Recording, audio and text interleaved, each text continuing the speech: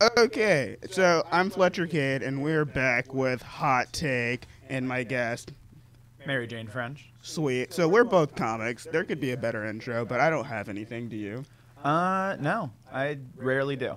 Okay, sweet. So we're reviewing Disenchantment. Yes. Disenchantment. Disenchantment. Okay, so I have a lot of hardcore thoughts about this, in which I am going to be a hardcore conspiracy theorist, Joe Rogan style, probably worse than that, just dissecting this shit. But we'll let Mary Jane be like the normal-minded person.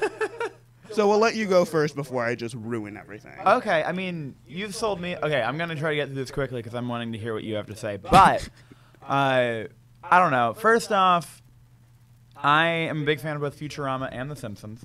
And but that being said, I also am someone who does not really credit Matt Groening with any of his shows. I personally am of the belief that James L. Brooks and Sam Simon made The Simpsons, and David X. Cohen is like the bulk of what's behind Futurama. Okay. And so, like, when Disenchantment was first announced, I was like very excited about it, mostly because all of the announcements that came out said that the co-developers were going to be Josh Weinstein and Bill Oakley, who show ran two of my favorite seasons of The Simpsons, 7 and 8. Mm-hmm. Though weirdly during the credits it only lists Josh Weinstein as an executive producer and Bill Oakley is just like a co-producer. Either way, I don't know. My initial reaction to this series, because I know a lot of people have reacted unfavorably to it. A lot of Simpsons and Futurama fans have been like, this is, I don't know. It's all just been generic negativity because people don't have reasons behind any opinions that they have. But personally, I mean, I found it like vaguely disappointing, but ultimately I did enjoy it because I found it just like comforting the way that I want an animated show to be. Like just having it on did bring me comfort, which might just be the Matt Groening noses that every character has.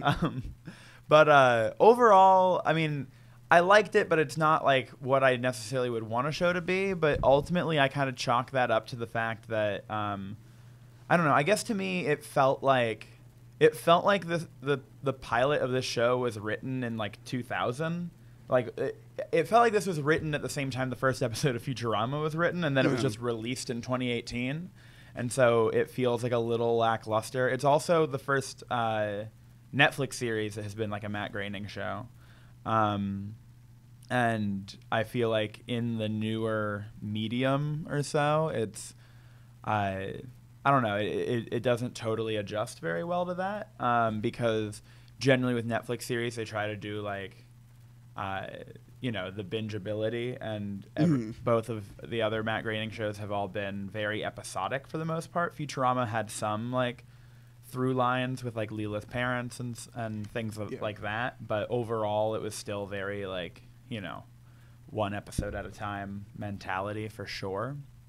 And I think a large part of like this show is, I mean, my personal assessment is that it just feels like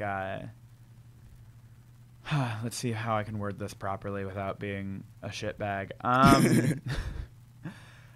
I just think it's a Netflix series that's kind of written by older people who have been like, I don't know, The Simpsons has been on for almost 30 years now, and this is now Matt Groening's third show, and also everyone working on this show, from what I can tell, is from either Futurama or The Simpsons, or they're brought on for just like some sort of star power.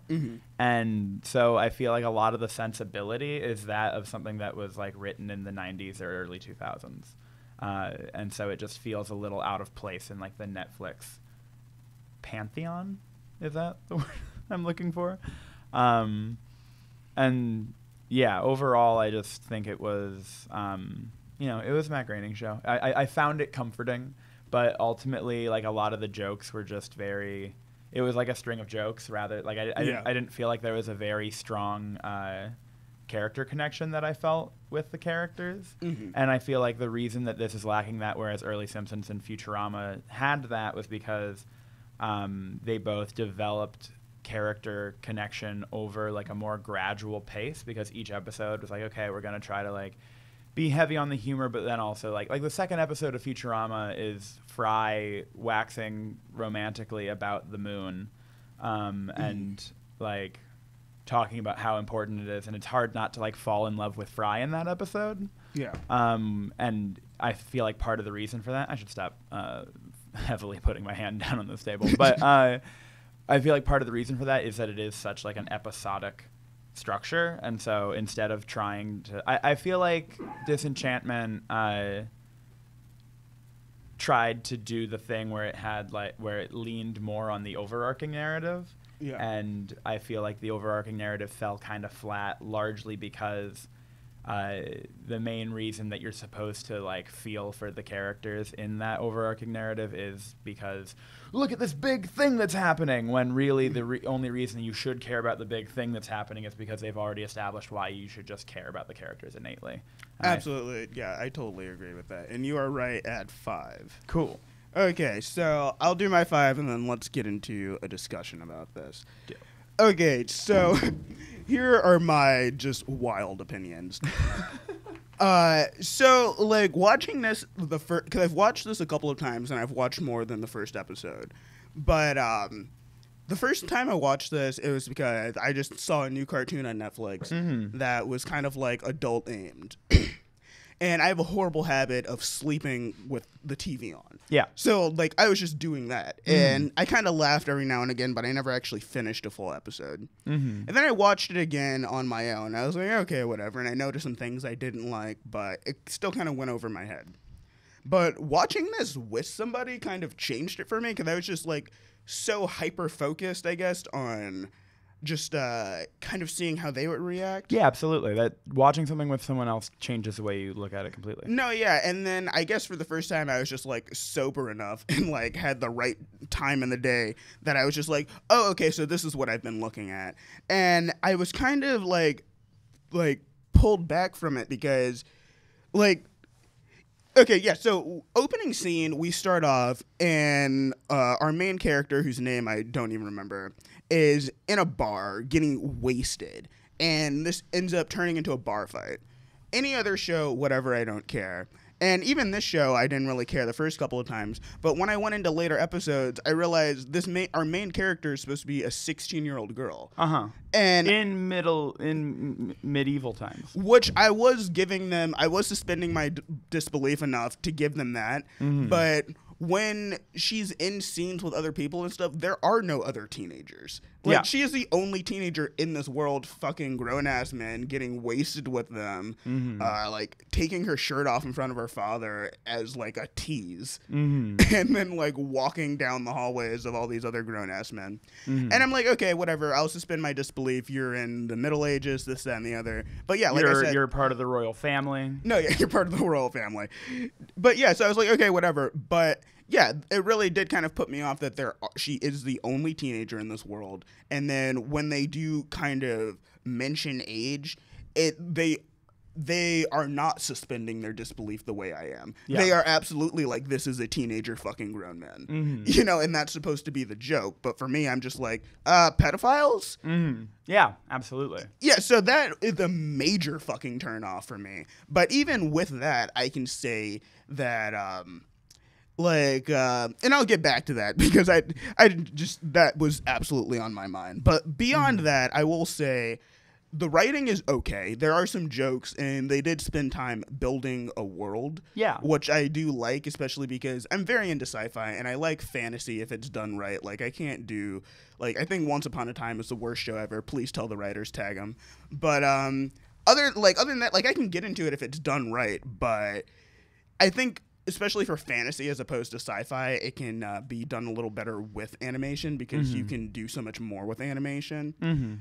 But with this, it was like, like you were saying with sounded like it was made in the early 2000s. I could totally believe that this was written in the early 2000s, and he took this to a fucking network, and they were like, are you kidding me? Like, are you fucking kidding me right now? Like, you want me to put this on the air? Yeah. Like, okay, we're all fucking children, but we're not telling everybody. And he was like, no, but I want to tell people. They were like, you wait until Netflix comes out when we don't have advertisers, and that's what it seems like what happened.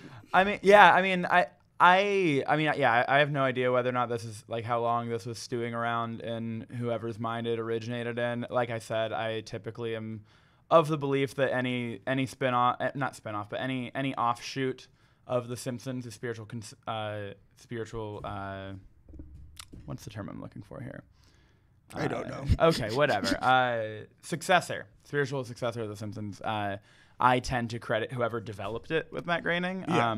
But like, anywho, whoever's brain this originated in, I don't know if they pitched it to anyone before it got pitched for this particular series, or if it was something that they just sort of sat on until an opportunity sprung. But either way, I feel like it was definitely written by people who, like, the height of their career was the 90s and early 2000s, and then have not really proceeded to grow very much from then.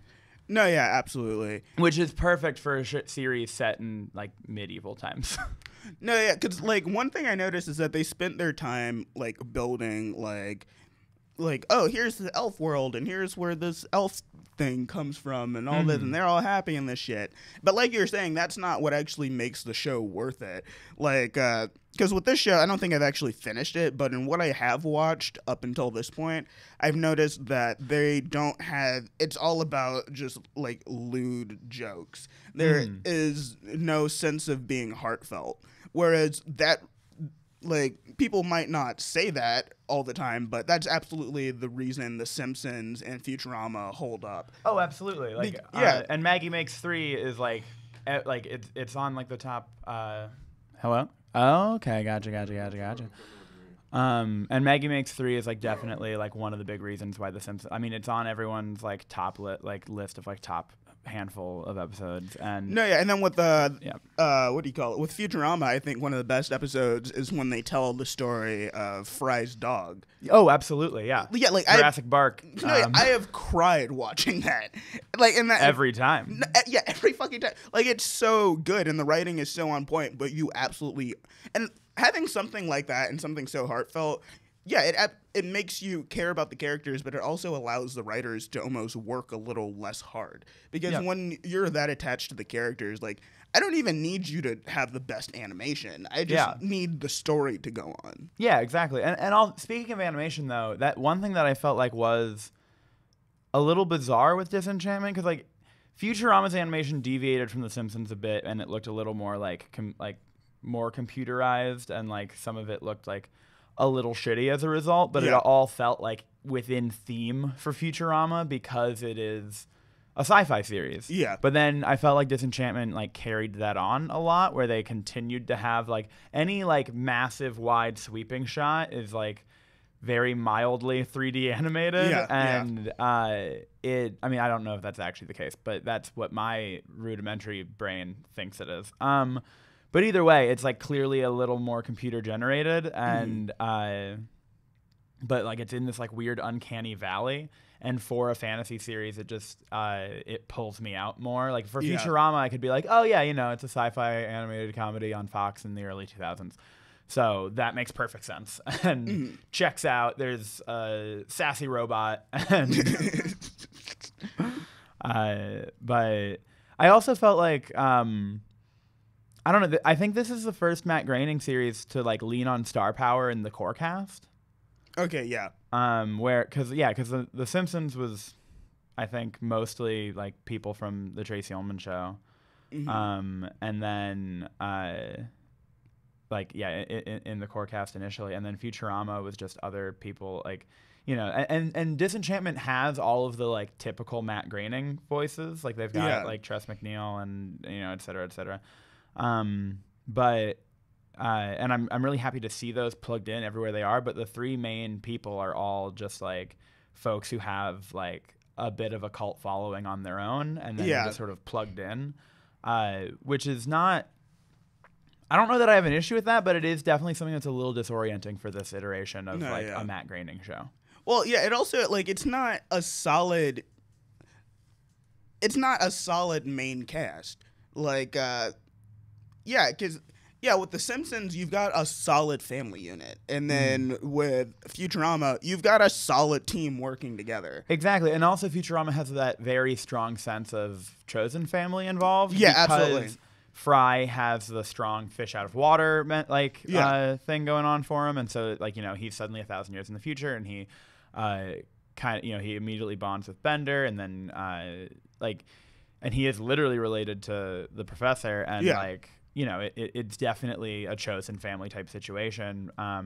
Whereas in Disenchantment, it is a little more like, yeah, it feels thrown together, kind of ragtag. Yeah. And like, I don't know, you could make the argument that it's also a chosen family thing, because I'm also blanking on the protagonist's name, which is not a good sign. No, right? Because I've also watched through the show like twice.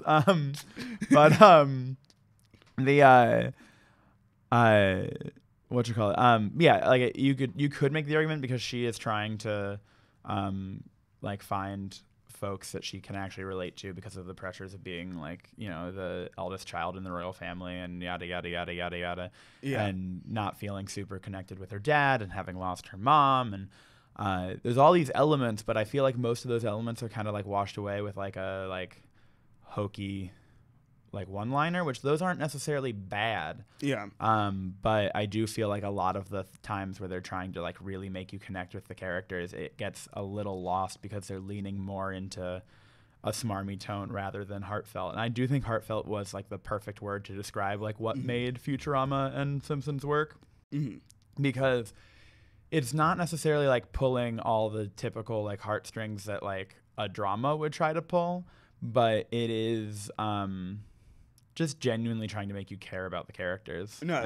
Yeah, like Disenchantment is almost like they're just trying to go for like a cheap laugh and even gross you out, but nothing more than that. And even it's almost like, oh, we're trying to be bad. Like, you know, like I feel that so much with this show. It's like, oh, look, we've got like a little. You mean like edgy friend. or? No, yeah, because like.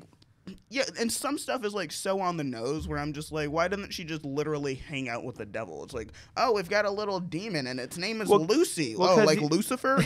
Well, because you've got the little occult people on the side who are like planting Lucy. Well, no, because I mean that's apparent in even The Simpsons and in Futurama. Like these people are deep into the occult. Yeah, but that's not even like even with that. Like okay, like I'll give you that, and I won't even touch on it because I could go so deep on that shit. But also, you're right. I mean, Futurama and The Simpsons both have the literal devil show up a lot. Yeah, or at least Futurama has the robot devil, but that is. In the Futurama world, the literal devil. Yeah, and it's like, okay, I see what you're doing, but like, there comes a point where it's like, you are able to make it a joke that worked in these other shows, but in this, now the devil is a main character, is not progressing the story whatsoever, and I feel like you're trying to like hide it from me a little bit. I felt like I feel like a move in comedy in general in the like comedy series in the last like 10 years or so has been a lot of people trying to like kind of turn sitcoms into Lost, where absolutely just in the sense where they're trying to like be like, well, if you look like we did foreshadowing and all this stuff, and that's really fun and great, and I'm here for that, but sometimes I feel like it's someone like just trying to like plug it in and hit all the marks. And so like, and I feel like that's what the series did with Lucy a lot, where like, you know, they show that he's, I mean, the arc that they clearly go for with him is that he's been planted to be her demon to make her, you know, act out and undermine the royal family and corrupt her in some way, but clearly over the course of the season Lucy becomes actually fond of her, and but there's like moments where I don't know, I actually like Lucy, despite I feel like Lucy is kind of just like a Bender plug-in. No, absolutely. And like in an attempt to kind of try to recreate Bender without using oh fuck, why am I spacing on his name? I'm not gonna get it. I'm the voice actor. Yeah. But either way, I don't know. I think Lucy is like a somewhat fun character, but I don't necessarily love the way the writers use him. You know, like all of his individual moments I think are fun, but his overarching narrative feels I don't want to say tired, because I don't really care when sitcoms like rehash like typical narratives, because that's not really the point of sitcoms a lot of the time. The point of sitcoms is just sort of create a world and characters that you can really like kind of like fall into and connect with, at least for me. Like the sitcom is entirely about characters. I actually just in this moment realized what my main issue in the show is. And it's that it's a plot driven sitcom, and I really prefer for my like a comedy series to be more character driven. Like I personally am a big fan. Like for me, the purpose of the medium of a sitcom is that it is the only medium where you can recreate the phenomena of an inside joke. Because and not even necessarily like inside joke in the strictest sense, but like you get to develop with the characters over time, and therefore you can create the types of jokes that are funny, not because of like, oh, like that's not necessarily funny on paper, but it's funny when you see it acted out because you know the characters and you connect with them. And like so many of the lines in like fucking Parks and Rec are not funny on paper. They're funny because Andy said them or because Ron said them, and you know them, and you're like, oh, Andy, or oh, April, or anyone, like whichever character is saying, like it's true for every character on that show, honestly, where you are just connected to them enough that you are able to identify with them and like have a relationship with them. And so when they do something that's out there but very in character for them, it's endearing and very funny, because as if your friend did something like that. Because something that Family Guy has done before, and I'm sure Futurama and The Simpsons have done something like it before, but I know Family Guy made a point of doing it. That Disenchantment absolutely cannot do is Family Guy did one episode with Brian and Stewie. They got, I guess, trapped in a bank in the like safe deposit place. That entire episode takes place in that room. Yeah, they did a bottle episode, animated bottle episode. So, and they were able to do that because those two characters, especially together, are strong enough to pull that off and to keep the jokes going and make it truly come out like a play. This show, Disenchantment, could not do, like, they could not stay in a room because, like you said, it's so plot driven that I don't even know what would have to be happening in that room to make the show interesting. Whereas with Family Guy, and I don't think Family Guy is like the end all be all of comedy or anything, but I would say just for Family Guy with those characters, like they were absolutely strong enough for that not only to be an interesting episode, but it was funny, and I did not miss other things. Yeah. You didn't need constant action going on. You could sit in a room with just those characters. And them, like, literally just them trying to get out of the room and finish a bottle of whiskey was all the story that you needed. Oh, that damn it! You're making me like you're making me like an episode of Family Guy, which I did not expect to happen this morning. Because are you familiar with the bottle episode trope? Yeah. Okay, yeah. And so I like that they did, and it's about finishing a bottle of whiskey. Anyway, okay. No, right? Because Family Guy is on it like that, whereas Disenchantment is not on it like that. I mean, yes, you are correct. I was trying to add something and realized that I just agree. So, like, on top of me just, like, wanting to pick this show apart based on just, like, my deep occult conspiracy and, like, hatred for pedophilia, like, I will say just on top of all of that, it's just not a good show. Yeah, I mean, I think it's a fun show, and again, maybe this is just because as I've gotten older, I, like, when I was younger, I used to be, like, deeply offended by things that I didn't think were spectacular. Whereas now I'm just like, oh, this is, like, not great, but I'm like, yeah, I can still watch. Like, it's not like I don't feel offended by it not being my favorite show. But it I don't know. I like some of the like over the plate bits, but to get me to really fucking like a series, I need more than that, and I need characters that I can connect with, because at the end of the day, like, you know, there's like a handful of comedies that do really good plot-driven comedy. Like the first couple seasons of Arrested Development, I think, are great for that.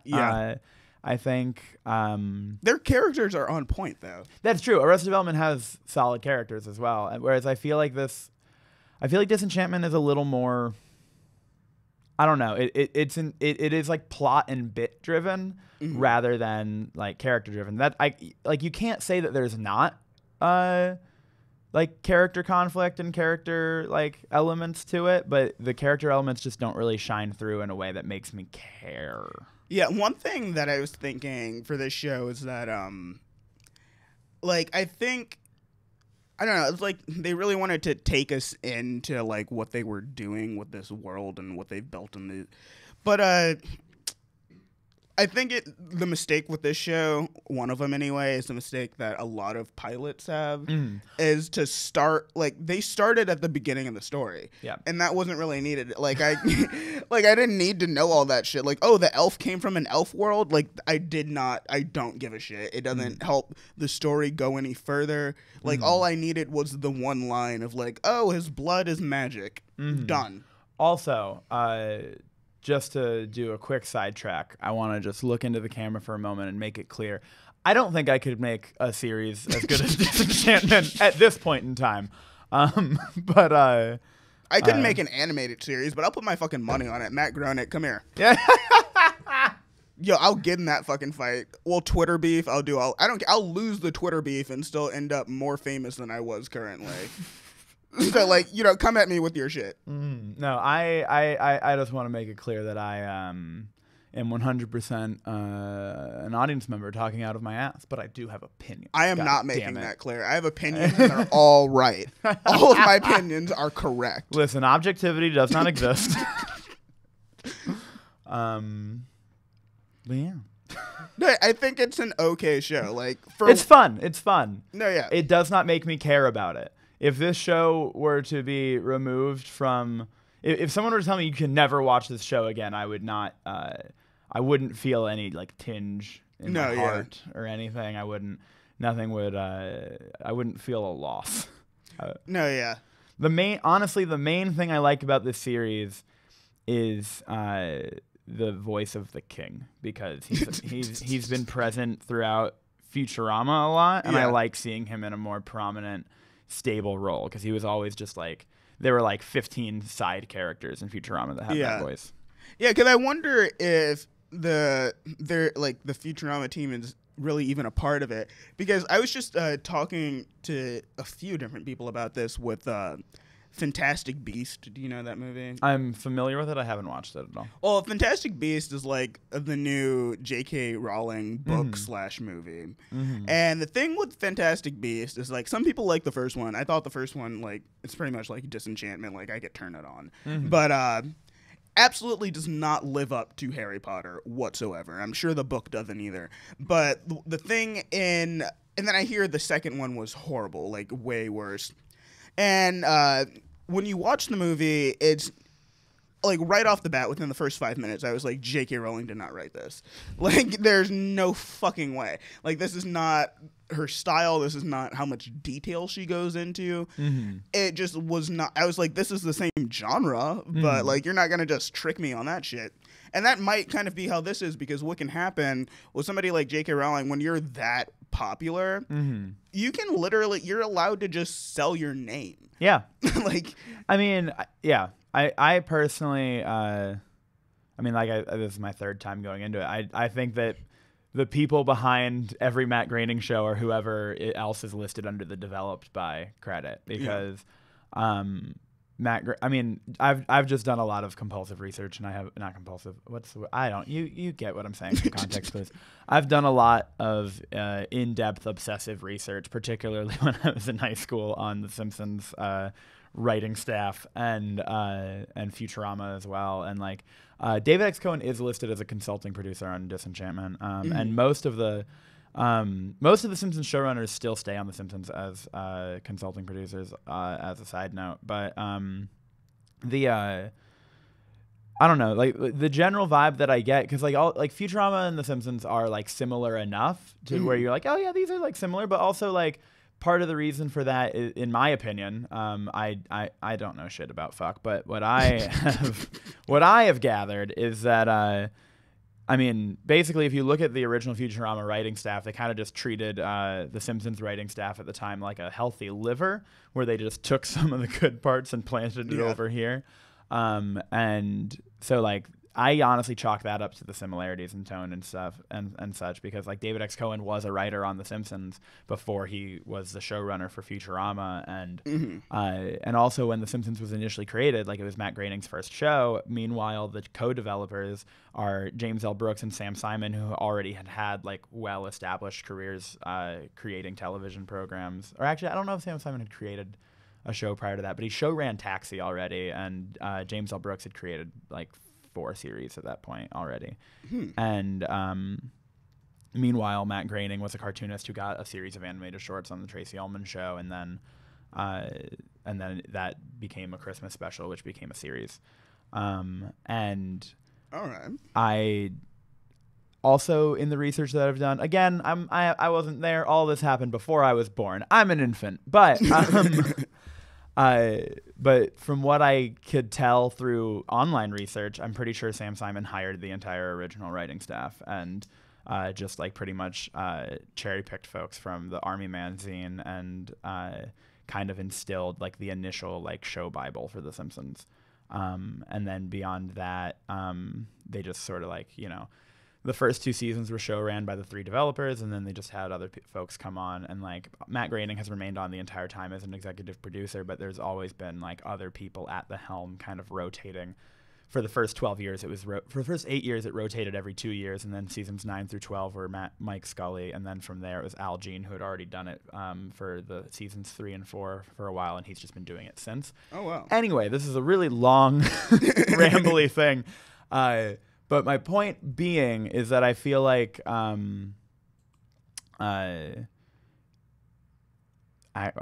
actually did just forget what my point being. You were just talking about folks selling their name, and so, but I feel like Matt Groening has a general style and has like some good initial ideas, but the 2 of his shows that I really love that have worked, I feel like have had folks behind them who have been showrunning. Like David X. Cohen showran Futurama the whole time, and also is responsible for a lot of the characters, and is clearly like the sensibility that was really into like the robot end of it, and there's a lot of things that are like well documented in both series that have nothing to do with Matt Groening. Like The Simpsons referenced Star Trek a lot in the first 10 years, and Matt Groening's like, I've never watched Star Trek. The writers just like Star Trek. And it's I feel like he's someone who's got a good amount of like ideas, but I ultimately kind of view him as a cartoonist. And maybe this is just me being a 24-year-old ingrate who has no respect for my elders, but also I like to go back to my original point at the beginning of this. I feel like Disenchantment was written by people whose careers kind of like solidified in the early 2000s and then didn't really need to move on past that, need to grow. No, absolutely. So would you recommend this show, and what is your rating? Personally, I think I would give this show a 5. Out of 10? Out of 10. I'd give it a 6 or a 7 just because having it on in the background is comforting for me. Like they're going to put out another 13, is it 1310? I don't know. They're going to put out another batch of however many the first batch of episodes were.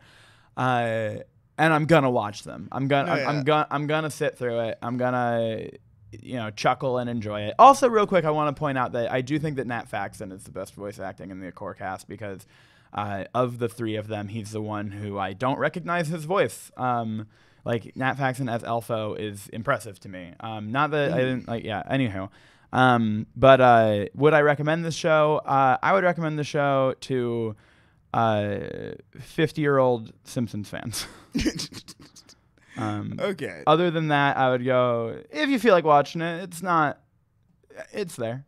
No, yeah. I mean, I would recommend this show to someone who misses Futurama, but if you watch it, you're going to miss Futurama more. I would recommend it to someone who likes the Comedy Central run of Futurama.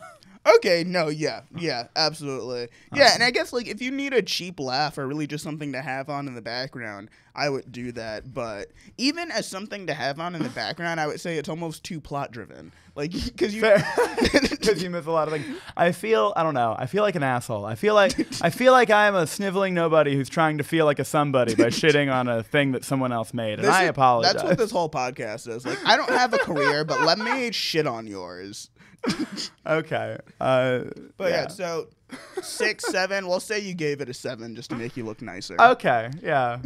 I feel like I haven't actually been that mean, but I feel bad. I feel bad because I'm feeling very aware that people made this, and I don't want to. Yeah, I'm feeling guilty. I was raised real waspy, and I feel very guilty. I was raised very confrontational. I will shit on this show and the shows of your mothers. And I'll do it on camera. I don't give a shit. Come at me. Tweet about me. So that's been Hot Take with Fletcher Kade and guest Mary Jane French. I mean, yeah, share it with your friends. Like it, comment, whatever. Tell me to stop talking shit. I don't care. That's been an episode. Thank you for tuning in. I'm going to... I don't know. I've got a girl in the car mad at me because I woke up mad. You woke up mad? I woke up in a bad mood, so she does not want to be around me right now. But we'll handle Is that why she stayed in the car? It might be. Because I have a feeling she could have easily been in this room. Absolutely could have been in the room. I have a stack of comic books right here that I could offer to anyone who wanted to sit quietly while we rambled. Let's go handle that and make it not awkward. I'm sure she's watching this right now. Oh, okay. But, hello. Whatever. Hi. Let's go get breakfast bore my audition. Okay, peace.